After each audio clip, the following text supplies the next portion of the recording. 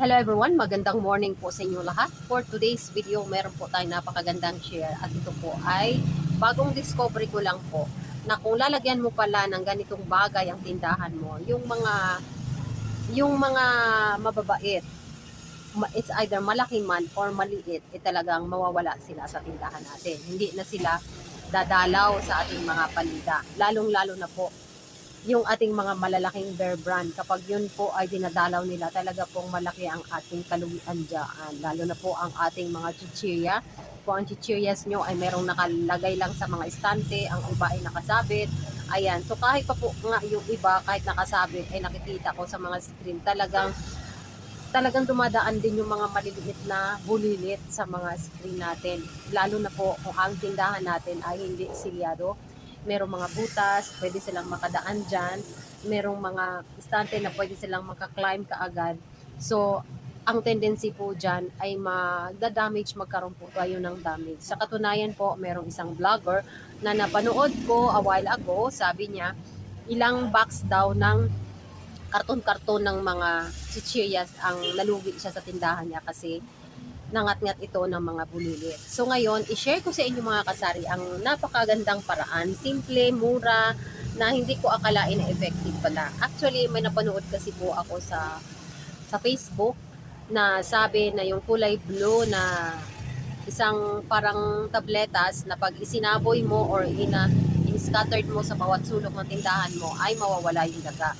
So yun, in-acquire ko kung magkano, sobrang mahal pala. Sabi ko sobrang mahal. At naano ko doon sa vlog niya, na sabi niya na parang amoy ano daw, amoy alcampor, ano ba yun, parang something amoy na ganun. So may naisip ako na paninda ko na parang ganun ang amoy. So tinry ko kasi po dito sa aming tindahan, meron akong isang visitor dito na parang gusto niyang mag-boarding house dito sa aking tindahan. Talagang nagbo-board na siya dito, mga almost 1 week na siya. So ngayon, simula no napanood ko yung Facebook page na yun, nasabi na ganitong bagay ay ilagay mo lang ay mawawala yung mga bulilit kung meron man nakatira sa tindahan mo.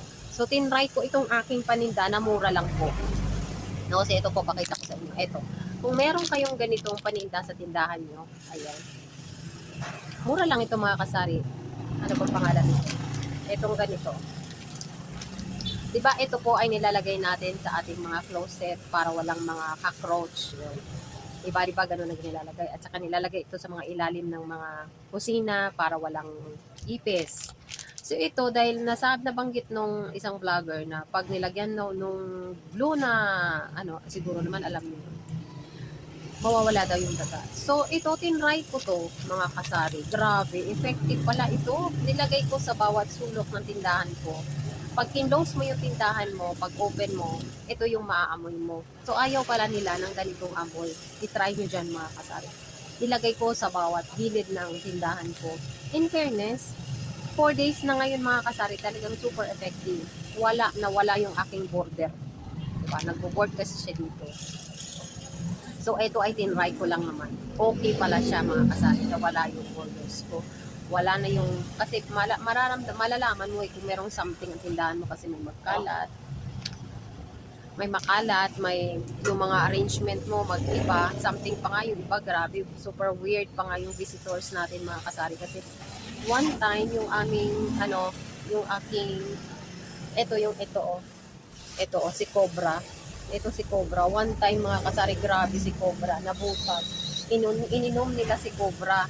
Kaya sabi ko, halaka, grabe, pati yung aking mga inumin, talagang gigirahin na nila. Kaya sabi ko, ano kaya magiging paraan? Kasi syempre, inutasan nila yung isang Cobra ko, kundi natugi na ako doon.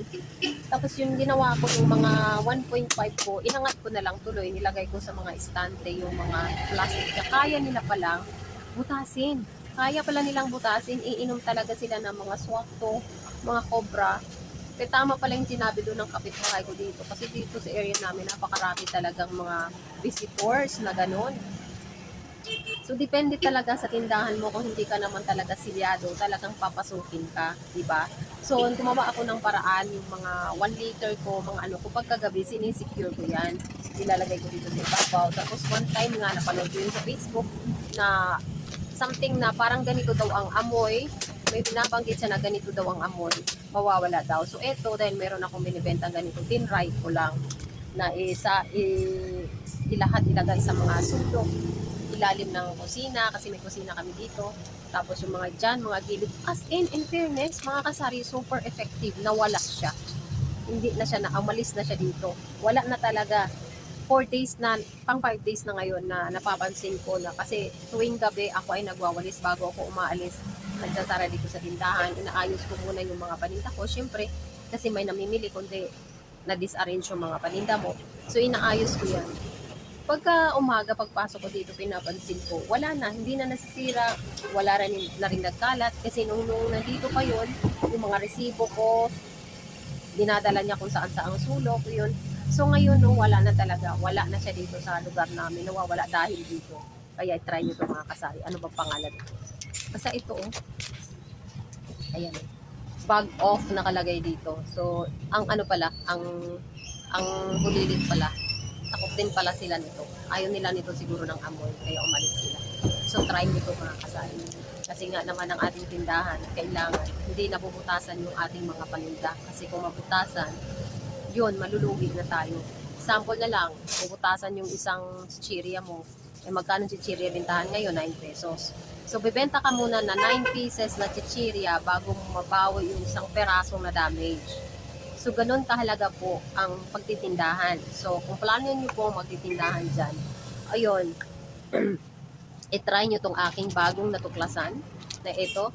Pag nilagay mo pala ito sa mga, lahat ng mga gilid na tindahan mo, ayun, nawawala sila. Hindi sila nag-i-stay. Pag-aayaw nila siguro yung amoy. Kasi, napakahirap po kapag ang isang ganito mo, isang wear brand mo, madadamage, diba? Kaya naisip ko, ano ba talaga ang paraan para mawala yung mga ganun sa tindahan natin. Ayun, napansin ko na ganun lang pala ang ilalagay natin. Ayun, mga kasari, try nyo yun sa inyong tindahan. So for today's video din, mga kasari, okay naman ang ating tindahan. Marami na tayong bigas kasi nakabili na kami. And then marami na din kaming itlog kasi nakabili na tayo. Ayun, pakita ko sa inyo mga kasari. Na po mga kasari, pagpasensyahan nyo na po kasi yung workers ko dyan sa harapan ay nag-start na po silang magtrabaho. Ito pong isang to ay magpapa-cash out daw. So don't mind na lang sa kanya dyan kasi titingin siya sa number ko doon sa kabila. Ayun, may isa pang dumarating. Ay, salamat mga kasari. Medyo huminto yung ingay doon sa harapan. So ito na po mga kasari yung ating rice for today's video. Nag-order na po tayo niyan kahapon. And ayan po yung stocks natin sa ilalim. Kompleto na po tayo ng mga soft drinks din kasi kumuha rin ako doon sa ating wholesaler. Ayan po yung stocks natin for today. And ayun po yung ating egg. Marami na tayong itlog dyan mga kasari. Kaya dapat po talaga mga kasari, ingatan natin ang ating mga paninda. Kasi po pag once na ito ay na-damage, lalong-lalo na po dito sa akin, ay meron din po akong mga nakaupo lang dyan. Lalong-lalo na po meron po ako nakaupo dyan ng mga dato puti, no? Ayan, kasi yung iba nilagay natin sa box. Eh, yung box ko, ayan, no? So, meron din po akong mga dinidisplay dyan, like yung mga kokomama, ayan, mga black beans natin, nakasabit.